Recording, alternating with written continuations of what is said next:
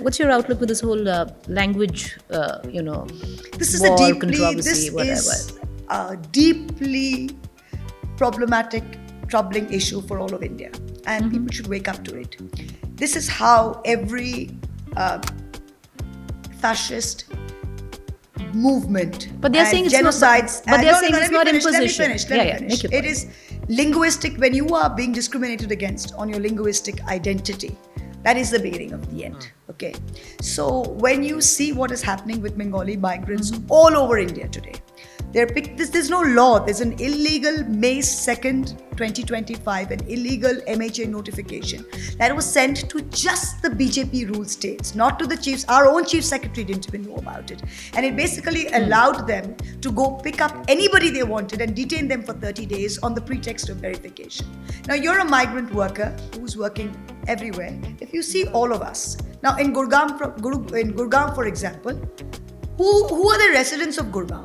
The original residents of Gurgaon sold their land, bought big SUVs, and go around driving those big SUVs and drinking beer on the highways now. Those are the original residents of Gurgaon. So who is This who could is get you into Gurgaon? trouble. It's fine. It is what it is. I mean, so who are the residents of Gurgaon? You have these high rises in Gurgaon, expensive high rises. Who lives in them? They are techies from Karnataka, from Hyderabad, from everywhere. Are they not migrants?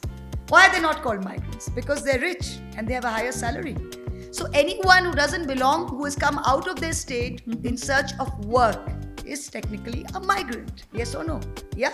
So everyone who's living in Gurgaon today, Gurgaon's entire ecosystem is built by migrants and inhabited by migrants. So people who have come from Bengal, who are working in Gurgaon, just because that person is a maid, she's looking after your children, she's a nanny for your child, she's cooking the food in your house that you are working all day, you come back home, you're eating that food. These are people who are keeping the ecosystem going. They are Bengalis from my constituency, from Nadia, from Murshidabad, from all of these places, who have a right to live and work anywhere in India.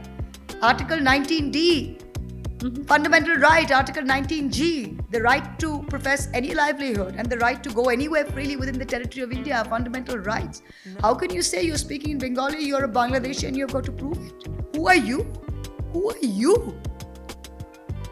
So by that logic, I can say you're a mass murderer because you're speaking Gujarati. Where does this stop? Where does this stop? How dare you pick up our people? How dare you pick up our people and put them in illegal camps and put them through this harrowing experience of what is the protocol?